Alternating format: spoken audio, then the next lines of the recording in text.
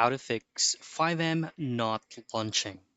So there's actually a couple of steps, troubleshooting steps specifically for you to be able to have this fix. So the first step is go into your Fivem shortcut, right click, open up properties, choose on open file location.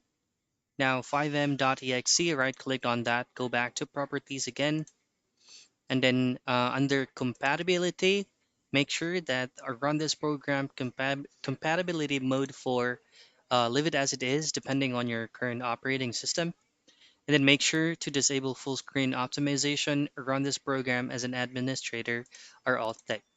Hit on apply, OK, restart, and relaunch the Fivem application again. If it is not working, go into your Windows icon, type in run, percentage app data percentage, hit on OK.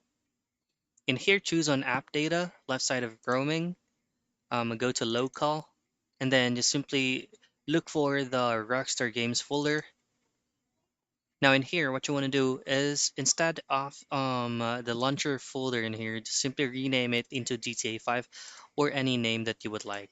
This will actually force Fivem to launch without any um, glitches or crashes.